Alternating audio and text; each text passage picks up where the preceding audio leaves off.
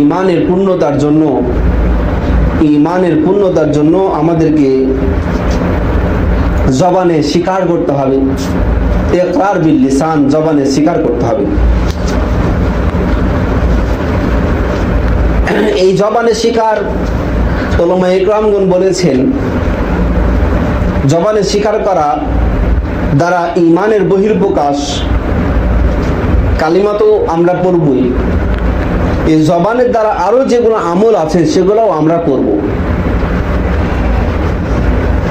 তার মধ্যে একটা হচ্ছে কালিমার দাওয়াত দেওয়া। এই কালিমা লা ইলাহা ইল্লাল্লাহ বেশি বেশি মানুষকে বলা। কারণ সাহাবা ইকরামদেরকে আল্লাহ রাসূল সাল্লাল্লাহু আলাইহি সাল্লাম বলতেছেন, জাদ্দিদু ঈমানাকুম, তোমরা তোমাদের ঈমানকে নবায়ন করো। এই যে ঈমানের প্রশ্ন এখানেও আসতেছে। তো সাহাবা ইকরামগণ বলতেছেন, ইয়া রাসূলুল্লাহ কাইফা নুনাজ্জিদু ঈমানানা ইয়া রাসূলুল্লাহ, হে আল্লাহর রাসূল আমরা ঈমানকে কিভাবে নবায়ন করব? আল্লাহ রাসূল সাল্লাল্লাহু আলাইহি সাল্লাম বলছেন, আকসিরু বিকওলি লা ইলাহা ইল্লাল্লাহ। তাহলে এই যে বেশি বেশি লা ইলাহা ইল্লাল্লাহ বলার দ্বারা ঈমানকে কি করো? বৃদ্ধি করতে থাকো। সুতরাং এই হাদিস দ্বারা বোঝা যাচ্ছে ঈমান বৃদ্ধি হওয়া বা ঈমান বাড়ার প্রধান একটা চাবিকাঠি হচ্ছে লা ইলাহা ইল্লাল্লাহ বলা। এখন এই হাদিসের মধ্যে একটা প্রশ্ন, যে এখানে আল্লাহ রাসূল বলেন কি আকসিরু বিকওলি লা ইলাহা ইল্লাল্লাহ, কওলি লা ইলাহা ইল্লাল্লাহ, লা ইলাহা ইল্লাল্লাহ বলার দ্বারা। এখানে বলতে পারতেন আকসিরু বিজিক্রি লা ইলাহা ইল্লাল্লাহ, লা ইলাহা ইল্লাল্লাহ বেশি বেশি জিকির করার দ্বারা ঈমানকে বৃদ্ধি করো। এই কথাটা কি বলেছেন? আল্লাহ রাসূল কি বলেছেন? বেশি বেশি লা ইলাহা ইল্লাল্লাহ জিকির করার দ্বারা ঈমানকে বাড়াও, এই কথা কি বলেছেন? কি বলেছেন? কওলি লা ইলাহা, কওল মানে বলা, কওল মানে কি? বলা। আর জিকির মানে কি? মনে মনে সেটা জপা। জিকির মানে কি? মনে মনে স্মরণ করা। তো এখানে জিকিরের কথা না বলে আল্লাহ রাসূল কি বলেন? বিকওলি লা ইলাহা ইল্লাল্লাহ, বেশি বেশি লা ইলাহা ইল্লাল্লাহ বলার দ্বারা তোমরা ঈমানকে নবায়ন করো, ঈমানকে বৃদ্ধি করো। এখন আমরা বাংলা ভাষায় যদি কাউকে বলা হয়, এই তুমি বলে দাও যে গোলাম মুহিত চাচার বাসায় আজকে মাসিক মাস্তুরাত বোনদের পুরুষদের পক্ষ থেকে বয়ান রয়েছে, এ কথা বলতে বলা হয়। তো যদি বলতে বলি, একজন ভাইকে আমি বলতে বললাম, ভাই আপনি বলে দেন যে আজকে অমুক জায়গায় গাছ রয়েছে। তো এই কথা বলার পর ওই ভাই কি মনে মনে ওই কথাটা বলবে? আপনাকে বললাম, ভাই আপনি আজকে বলে দেন যে অমুক জায়গায় বয়ান রয়েছে। এই কথা বলার পর আপনি কি মনে মনে এই কথাটা বলবেন যে অমুক জায়গায় বয়ান রয়েছে, অমুক জায়গায় বয়ান রয়েছে? ঠিক মনে মনে বলবেন নাকি মানুষকে যে বলবেন? মানুষকে যে বলবেন। আর যদি বলা হয় তুমি স্মরণ করো, তাহলে সে কি মনে মনে স্মরণ করবে। তো এখানে আল্লাহ রাসূল বলছেন আকসিরু বিকওলি লা ইলাহা ইল্লাল্লাহ, তোমরা লা ইলাহা ইল্লাল্লাহ বেশি বেশি বলার দ্বারা, মানে আরেকজনকে লা ইলাহা ইল্লাল্লাহর কথা বলার দ্বারা তোমরা ঈমানকে বৃদ্ধি করো। নিজে নিজে জিকির করার কথা অন্য জায়গায় আছে, কিন্তু ঈমান বৃদ্ধির জন্য অন্যদেরকে কালিমার কথা, লা ইলাহা ইল্লাল্লাহর কথা বেশি বেশি বলতে হবে। অর্থাৎ এই যে দাওয়াত ও তাবলীগের মাধ্যমে যে মানুষদেরকে বলা হয় আল্লাহ ছাড়া আর কোনো মাবুদ নাই, একমাত্র শান্তি এবং কামিয়াবি রাসূল সাল্লাল্লাহু আলাইহি সাল্লামের তরিকা, এই কথাটা শুধু মনে মনে স্বীকার না, বরঞ্চ মানুষকে কওল বলার দ্বারা কি করতে হবে? ঈমানকে বৃদ্ধি করতে হবে। অতএব মুহতারাম মা ও বোনেরা, আমাদের ঈমান বৃদ্ধি করার জন্য কালিমার দাওয়াত, কালিমার কথা মানুষকে বলতে হবে। আমার বাড়িতে একজন বোন আসলো, তো আমরা ওই গল্প শুরু করে দিই যে অমুকের অবস্থা কি, অমুকের অবস্থা কি, আপনাদের বাড়ির পাশে অমুক ছিল, অমুকের কি অবস্থা, আচ্ছা ওনার কি খবর, এই গল্পগুলো শুরু করি। অথচ আমাদের ঈমান দিন দিন কমে যাচ্ছে। এই ঈমান বৃদ্ধি করার জন্য আমাদেরকে যেই আসুক আমাদের বাড়িতে, তাকে কালিমার দাওয়াত দিতে হবে। তাকে বলতে হবে যে বোন বসেন, আজকে আমরা একটু ঈমানের আলোচনা করি। তো ঈমানের আলোচনা করব যে আল্লাহ তাআলা ছাড়া আর কোনো মাবুদ নাই, হযরত মুহাম্মদ মুস্তাফা সাল্লাল্লাহু আলাইহি ওয়াসাল্লাম আল্লাহ তাআলার রাসূল। এই কথাগুলো বলে কোরআন হাদিস থেকে, ফাজাইলে আমল থেকে, ফাজাইলে সাদাকাত থেকে যদি মুখস্থ না পড়ি, ফাজাইল আমল থেকে আমরা দেখে, ফাজাইলে সাদাকাত থেকে দেখে আমরা আর এক বোন খেয়ে ঈমানের দাওয়াত দেব, কালেমার দাওয়াত দেব। তো সুতরাং ওই যে বললো না ঈমানের কয়টা শাখা? 3টা শাখার মধ্যে 1 নম্বর বিকাউলি লা ইলাহা ইল্লাল্লাহ, ইকরার বিল লিসান, জবান দ্বারা স্বীকার করা, এই জবান দিয়ে মানুষকে কালেমার কথা বলা এবং জবান দিয়ে স্বীকার করা। সাথে সাথে জবান দিয়ে ঈমানের আরো অনেক শাখা রয়েছে, যেমন আল্লাহ তাআলা বলেছেন ইকরা বিসমি রাব্বিকাল্লাযী খালাক, তোমরা পড়ো। এই পড়াটাও জবানের সাথে সম্পৃক্ত। কার নামে? রবের নামে। বিসমি রাব্বিকাল্লাযী খালাক, তোমাদের সে রবের নামে যিনি তোমাকে সৃষ্টি করেছেন। সুতরাং এটাও হচ্ছে ইকরার বিল লিসানের সীমাবদ্ধ, ইকরার বিল লিসানের মধ্যে অন্তর্ভুক্ত। আবার আল্লাহ তাআলা বলেছেন ওয়াইদা কুরিয়াল কুরআন, যখন তোমরা কোরআন তেলাওয়াত করবে ফাসতামিউ লাহু, সেটা মন দিয়ে শুনবে। এখানেও কোরআন তেলাওয়াতের কথা বলেছেন, অর্থাৎ কোরআন তেলাওয়াতের মধ্যেও ঈমান বাড়ে, কারণ এগুলোও ঈমানের এই যে জবান দিয়ে স্বীকারের একটা মূল চাবিকাঠি। আর এই মুখ দিয়ে, এই জবান দিয়ে আমরা এই যে কাজগুলো আল্লাহ তাআলা বলেছেন করতে, রাসূল সাল্লাল্লাহু আলাইহি সাল্লাম যে জিকিরগুলো করতে বলেছেন, সকাল সন্ধ্যা রাত দিন, ঘুম থেকে উঠে কোন দোয়া পড়বো? আলহামদুলিল্লাহিল্লাযী আহইয়ানা বা'দা মা আমাতানা ওয়া ইলাইহিন নুশুর। এবং ঘুম যখন যাব তো হাদিসের মধ্যে আছে সূরা মুলুক পড়ে ঘুমানো। এই যেগুলোও কিন্তু জবানের ঈমানের শাখার মধ্যে পড়ে যায়। ইকরার বিল লিসান, জবান দ্বারা স্বীকারোক্তি।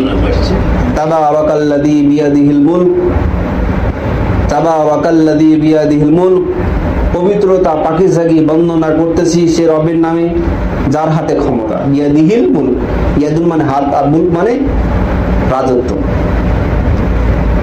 ওয়া হুয়া আলা কুল্লি শাইইন কাদির, তিনার কাছে সকল কিছুর ক্ষমতা রয়েছে। আল্লাযী ইয়াবলুয়াকুম আইয়ুকুম আহসানু আমালা, সে আল্লাহ তোমাদেরকে পরীক্ষা করবেন যে তিনি দেখবেন তোমাদের মধ্যে কে ভালো আমল করেছে। আইয়ুকুম আহসানু আমালা। তারপরে আল্লাহ বলছেন আল্লাযী খালাকাল মাউতা ওয়াল হায়াতা লিয়াবলুয়াকুম আইয়ুকুম আহসানু আমালা, আল্লাহ তাআলা তোমাদেরকে মৃত্যু দেন, জীবন দেন। এই যে জীবন মৃত্যুগুলা সৃষ্টি করেছেন কেন? তোমাদের আমাদের আমল নামাগুলোকে পরীক্ষা করার জন্য। তো এইগুলা মুখ দিয়ে স্বীকারোক্তি করে আমাদেরকে ঘুমাইতে হবে, সূরা মুলক পড়ে ঘুমাইতে হবে, অথচ এই আমলগুলা করি না। উলামায়ে কেরামগণ বলেন আগে একটা সময় ছিল যে প্রত্যেকটা ঘর থেকে কোরআনের আওয়াজ আসতো, আর এখন বেশিরভাগ ঘর থেকে টিকটকের আওয়াজ আসে। ফোনের টিপতেছে, ফেসবুক দেখতেছে, ইউটিউব দেখতেছে, এই ইউটিউব দেখতে দেখতে ঘুম।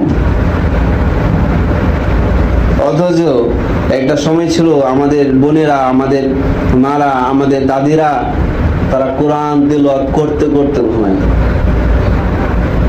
এই জন্য মুহতারাম মা ও বোনেরা, আমাদের আফসোস, দুঃখ, আমাদের অধঃপতন, দুনিয়ার সম্পদ আমাদের কর্তৃ হয়েছে। ইউরোপ আমেরিকাতে তারও বেশি, কিন্তু শান্তি আছে। দেখেন ইউরোপ আমেরিকাতে শান্তি আছে, কারণ ইউরোপ আমেরিকাতে ছেলে জন্ম হওয়ার পর তাকে একটা ভর্তি করে দিয়েছে, সেখানে ডিউটি পালন করে, সেখানে বাচ্চা বড় হয়। স্বামী স্ত্রীর সাথে বছরে একবার দেখা হয় কিনা, মাসে একবার দেখা হয় কিনা তার সম্ভাবনা নেই। খালি রেজিস্ট্রিতে মানে সরকারি খাতে লেখা আছে স্বামী স্ত্রী, এইটুকুই। তাছাড়া তার স্ত্রী তার বন্ধুদের সাথে যথাযথ চলাফেরা চলতেছে, তার স্বামী তার বান্ধবী বন্ধুদের সাথে তার ইচ্ছা মতন সে চলতেছে, স্বাধীনতা আছে, কারণ তারও যথেষ্ট পরিমাণে সম্পদ আছে, স্বামীরও স্ত্রীরও যথেষ্ট পরিমাণে সম্পদ আছে।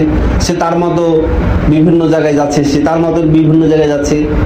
বাচ্চাকে হয়তো বছরে বা মাসে একবার এসে যে জায়গায় রেখে গেছে, সমস্যাদের চাইল্ড, হোলি চাইল্ড যেটাকে বলা হয়, শিশু বাচ্চা দেখভালের জন্য একটা আলাদা সংস্থা আছে, সেখানে এসে যেটা মাসিক ফিটা পরিশোধ করে চলে যাচ্ছে বা অনলাইনে পেড করে দিচ্ছে। আবার তাদের বৃদ্ধ বাবা মা যেটা আছে তাদের জন্য আলাদা একটা বৃদ্ধাশ্রম আছে, সেখানে মাসিক ফিটা পরিশোধ করে, তাও এসে পরিশোধ করেটা ওই অনলাইনের মাধ্যমে ফিটা পরিশোধ করে দেয়, ব্যাস যথেষ্ট। তো সম্পদ তো আপনার আমার চাইতে তাদের আরো বেশি। তাদের প্রত্যেকটা বাড়ির সামনে 2-3টা করে গাড়ি, মাইক্রো বাড়িগুলো কি ডিজাইনের। শান্তি আছে? শান্তি না। মিল আছে? নাই। মহব্বত আছে? নাই। আন্তরিকতা আছে? না। মন শান্তি আছে? না।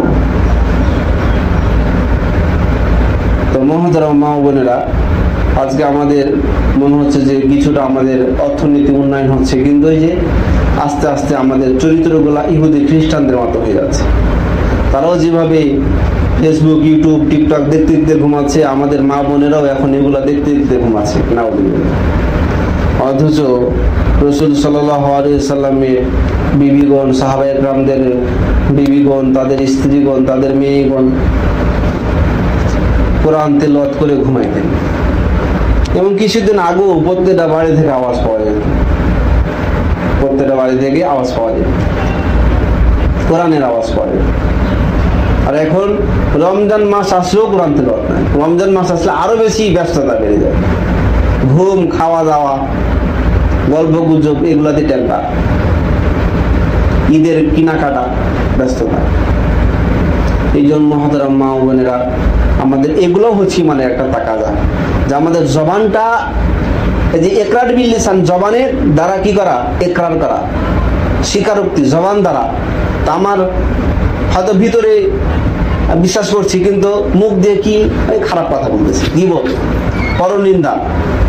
একজন বোন আসলো, তো ওই বোন আসলো, হ্যাঁ আপা এরকম অবস্থা, অমুকের খবর জানেন, এই অবস্থা গীবত শুনে। তা আমার জবান ইকরার বিল লিসান, জবানের দ্বারা কি স্বীকারোক্তি করলাম? আল্লাহর কথা কি স্বীকার করলাম? না, গীবত করলাম।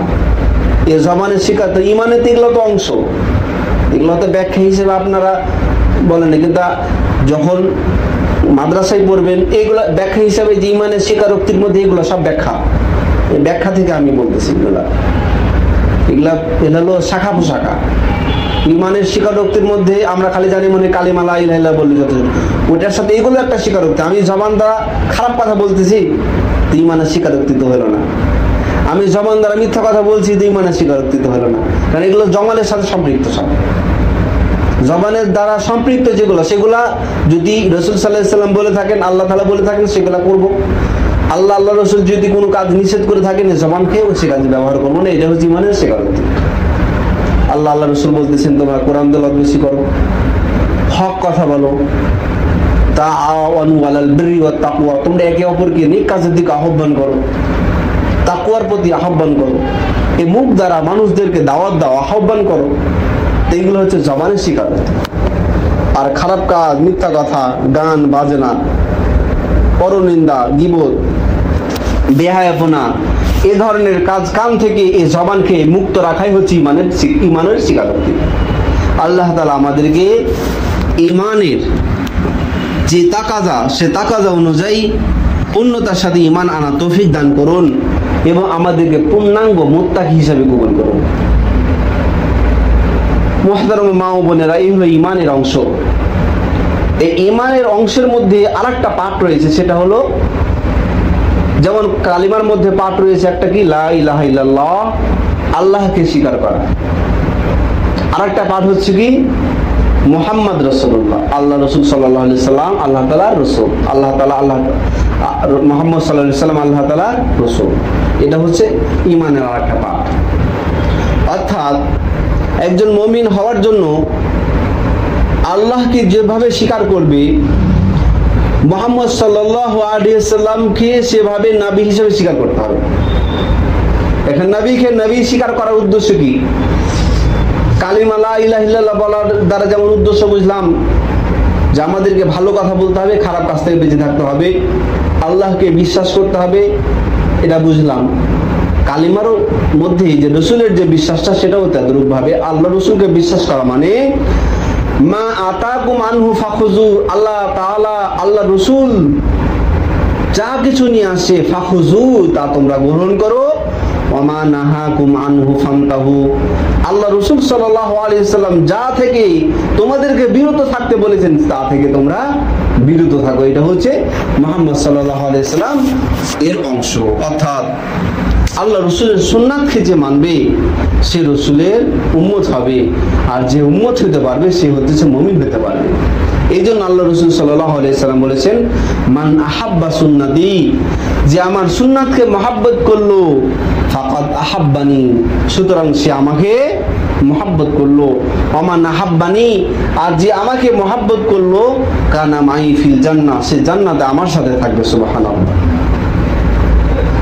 অতএব একজন মুমিন মুসলমান ভাই ও বোনের জন্য আল্লাহ রসুল সাল্লাল্লাহু আলাইহি ওয়াসাল্লামের সান্নিধ্য পাওয়ার জন্য, আল্লাহ রসুল সাল্লাল্লাহু আলাইহি ওয়াসাল্লামের সুপারিশ পাওয়ার জন্য, কিয়ামতের দিন হাউজে কাউসারের থেকে আল্লাহ রসুলের সেই হাউজে কাউসার থেকে পানি পান করার জন্য, হাসরের মাঠে তো আর কোনো পানি থাকবে না, শুধু রসুল সাল্লাল্লাহু আলাইহি ওয়াসাল্লামের হাউজের পানি থাকবে।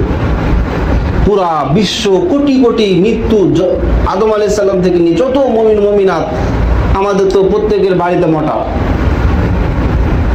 সেই জামানায় পরকালে কিয়ামতের দিন মোটর তো দূরে থাকবে, পানি থাকবে, শুধু মরুভূমি হাসরের মাঠ, আর সূর্য থাকবে মানুষের মাথার উপরে, মাটি তামা হয়ে যাবে, তামা হয়ে যাবে।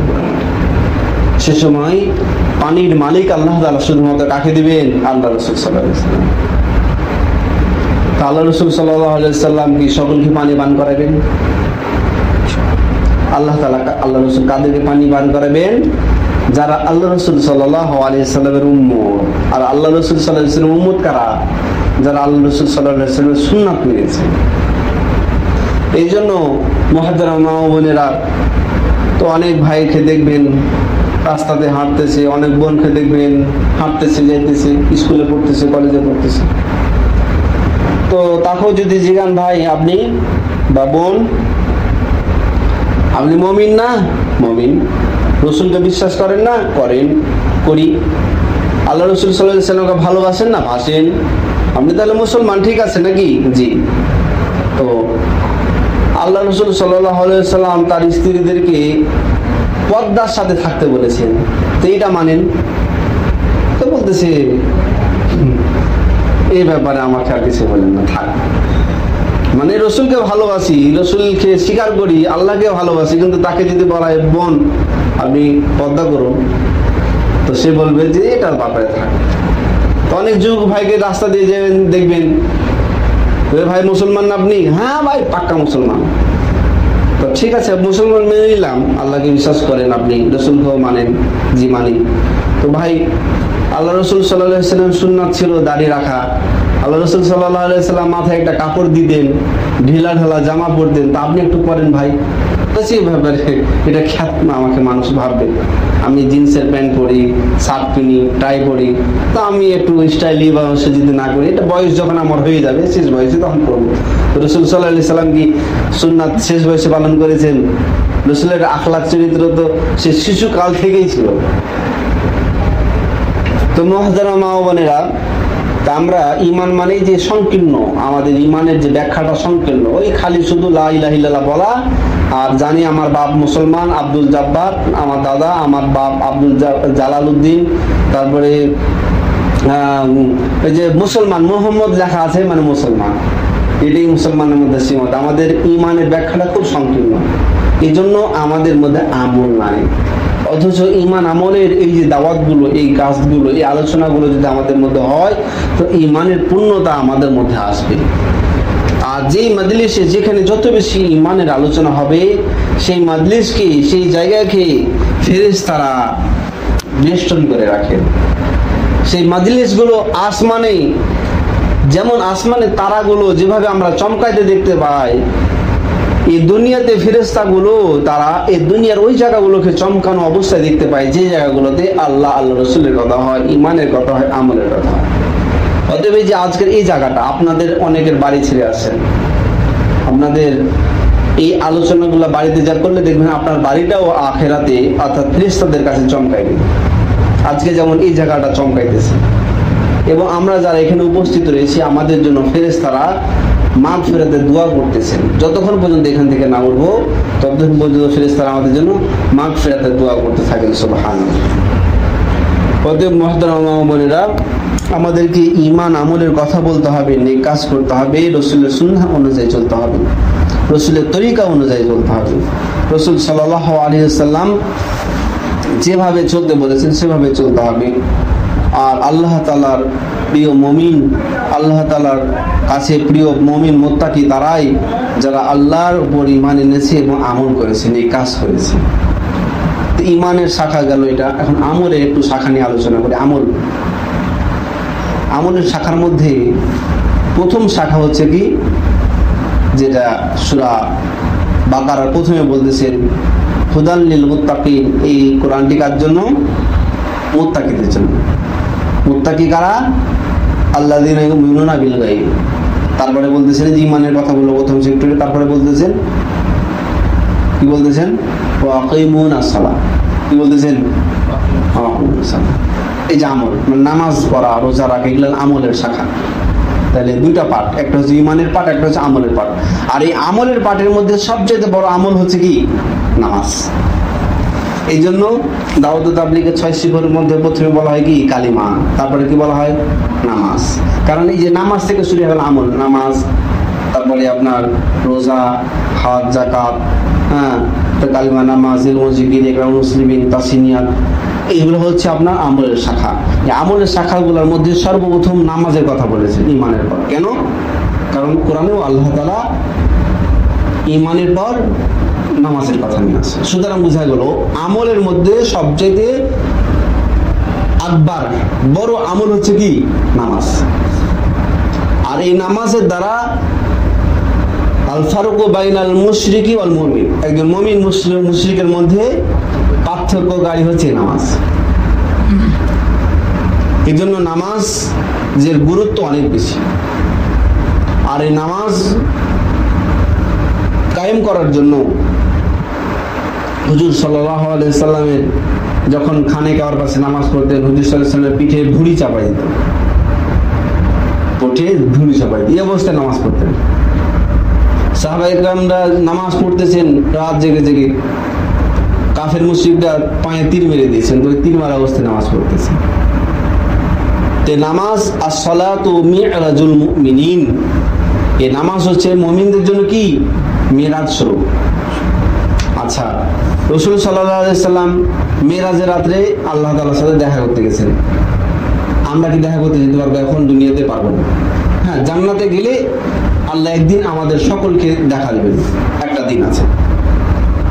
কিন্তু এই দুনিয়াতে কিন্তু আল্লাহর সাথে দেখা হবে না, কিন্তু দেখা হওয়ার একটা দরজা রেখেছেন আল্লাহ তাআলা, একটা দরজা রেখেছেন যে ওই দরজাতে যদি তোমরা আসতে পারো দেখা করতে পারো। সে দরজাটা কি? as-salatu, নামাজ, মিরাজুল মুমিনিন, মুমিনদের মিরাজ, অর্থাৎ আল্লাহর সাথে সাক্ষাতের একটা মাধ্যম নামাজ। অতএব এই দুনিয়াতে অন্য কোনো মাধ্যমে আল্লাহর সাথে সাক্ষাৎ করতে পারবেন না, শুধু নামাজের মাধ্যমেই সাক্ষাৎ করতে পারবেন। কারণ এই নামাজের মাধ্যমে আপনি এভাবে নামাজ পড়বেন যে মনে করবেন যে আমি আল্লাহকে দেখতেছি। কি করতেছি? আমি আল্লাহকে দেখতেছি। এই অনুভূতি নিয়ে, এই ভয় নিয়ে, এভাবে তাকওয়া ঈমানের সাথে নামাজটা পড়বেন, দেখবেন যে মনে হবে যে আমি আল্লাহকে দেখতেছি। এই পর্যায়ের ঈমানটা সাধারণত আল্লাহর ওলি যারা গাউস কুতুব খুব ইবাদত করে তাদের জন্য, তারা বেশি এই জিনিসটা তাদের হয়, তারা বেশি আল্লাহকে দেখতে পায়। কিন্তু এ পর্যায়ে যদি আমরা না পৌঁছতে পারি, আমাদের তো ঈমান অত পাক্কা না।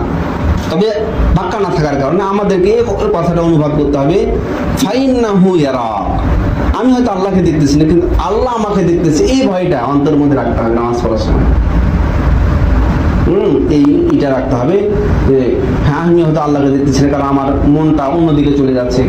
নামাজ শুরু করলাম, তো মেয়ের কথা মনে পড়ে যাচ্ছে, মেয়েটা কি করলো, খাইলো কি খাইলো না, ছেলের কথা মনে পড়ছে, ছেলেটা মাদ্রাসা আছে কি করছে না করছে, বাড়িতে রান্নাঘরে এখনো হাঁড়ি পাতে লিখে চলে আসে খাবারগুলো নষ্ট হয়ে গেল কিনা, তো অনেক চিন্তা নামাজ পড়তে পড়তে চলে আসতেছে। তো আমরা তো পাক্কা মুমিন হচ্ছিলাম, এই জন্য অন্তত ওই সময় আমাদের একটু ভয় নিয়ে আসতে হবে, না আমার এই চিন্তা চেতনাগুলোকে বাদ দিয়ে অন্তত আমাকে মনে করতে হবে যে আল্লাহ আমাকে দেখতেছে, এই ভয়টা রাখতে হবে মনে মধ্যে, এই ভয়টা অন্তত মনের মধ্যে রাখা লাগবে। তো দেখবেন যে ইনশাআল্লাহ আল্লাহ তাআলা আপনার এই নামাজটাকে রাসূলের মিরাজের মতো করে সওয়াব দান করবেন। এই জন্য আল্লাহ রাসূল বলেছেন as-সালাতু মিরাজুল মুমিন, এই নামাজটা রাসূল মুমিনদের কি মিরাজ স্বরূপ। অতএব মুহতারামা বোনেরা, আমরা কালিমা, নামাজ এবং অন্যান্য যে আবাদতগুলো আছে ইলম শিখতে হবে, কোরআন হাদিস থেকে জ্ঞান অর্জন করতে হবে। যাদের সুযোগ আছে তারা মহিলা মাদ্রাসা গিয়ে মেয়ে মা বোনেরা শিখবো, যদি সুযোগ না থাকে তো মাস্তুরাত জামাতে এসে 3 দিন সময় দিয়ে আমরা ইলম শিখতে পারি। কারণ আপনি ঘরের মধ্যে কতটুকু শিখবেন, ঘরে যদি শিখতে পারতেন। ওই ইমান আমল শিখার ক্ষেত্রে আমরা খুব যুক্তি দিই, আরে ভাই আমি তো পড়তে পারি, একটা বই নিয়ে হাদিসের বই না বসে পড়ে নেব। তো ভাই আপনার তাহলে আব্বা আপনার তো ছেলেকে ডাক্তার পড়াইতে পাঠাইছেন, তা আপনার ছেলে তো ঘরে বসে ওই বইগুলো কিনে দেন, ঘরে বসে পড়ুক। ঘরে বসে যদি সবকিছু জানতে হয়ে যান, তা আপনার ছেলেকে স্কুলে দিয়েছেন কেন, আপনার মেয়েকে স্কুলে দিয়েছেন কেন? তো ওই বইগুলো কি বাড়িতে কিনে পড়তে পারবে না? বাড়িতে কিনে পড়ুক। ওখানে আবার যুক্তি চলে না, যুক্তি চলে কোথায়, যেখানে না ঘরে বসে কোনোরকম পড়লে আলহামদুলিল্লাহ। আল্লাহ রাস্তায় যাওয়ার দরকার কি, মাস্তুরাতে যাওয়ার দরকার কি, তাবলিগ জামাতে বের হওয়ার দরকার কি, মাদ্রাসায় যাওয়ার দরকার কি, ঘরে বসে কোনোরকম শিখলে যাবে।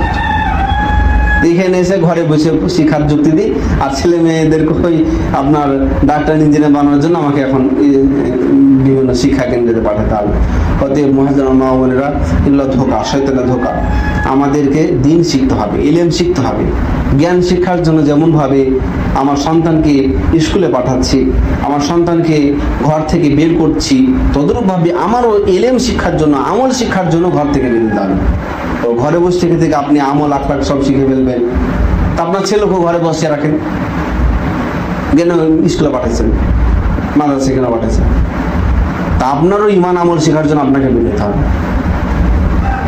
আর যদি ঘরে বসে ইচ্ছা মতন শিখেন, তা আপনি এক সময় যে ভ্যান চালক যেভাবে, আপনার ইমান আমলটাও ওইভাবে দুর্বল হয়ে যাবে, শয়তানের ধোঁকা আসবে, ইমানটা পূর্ণাঙ্গতা পাবেন। এই জন্য আল্লাহ রাস্তায় বের হয়ে আমাকে ইমান আমলটা শিখতে হবে। এই জন্য মুহতারাম মা বোনেরা, আল্লাহ রাস্তায় আমরা বের হবো তো ইনশাআল্লাহ। আর এই যে তার প্রত্যেক মাসে যে এই আলোচনাগুলো হয়, এই আলোচনাগুলো শুনবো। প্রত্যেক সপ্তাহে এখানে তালিম হয়, প্রত্যেক সপ্তাহে আমরা প্রত্যেক সপ্তাহে আসবো। এবং আপনি চেষ্টা করবেন আর এক বোনকে সাথে নিয়ে আসার, কারণ আপনার দাওয়াতের দ্বারা এক বোন যদি এখানে আসে, সে এসে যদি এখান থেকে একটা আমল শিখার পর যদি বাড়িতে যে আমলটা করে, ওই কিয়ামত পর্যন্ত যদি আমলটা করে, আপনি সব পাবেন, সুবহানাল্লাহ, কবুল সব পাবেন। এই জন্য চেষ্টা করবেন আর একজনকে নিয়ে আসা। এটা হচ্ছে আপনার নিজের আমল বৃদ্ধি, ইমান বৃদ্ধি, আমল বৃদ্ধি, নেক কাজ বৃদ্ধি করার জন্য। তো করবো তো ইনশাআল্লাহ। জি, আজান হয়ে গেছে, আমরা দোয়া করব, দোয়ার পর ইনশাআল্লাহ আমরা তাশকিল করব। কারা কারা আল্লাহর রাস্তায় যাবেন ইনশাআল্লাহ নাম লেখাবেন। ওয়া আখিরু দাওয়ানা আলহামদুলিল্লাহি রাব্বিল আলামিন। শাহীদুল শরীফ আল্লাহুম্মা সাল্লি আলা সাইয়্যিদিনা ওয়া আলা আলি মুহাম্মদ সাল্লাল্লাহু আলাইহি ওয়া সাল্লাম। اللهم آمين. ربنا آتنا في الدنيا حسنة وفي الآخرة حسنة وقنا عذاب النار. ربي يسر ولا تعسر وتمم علينا.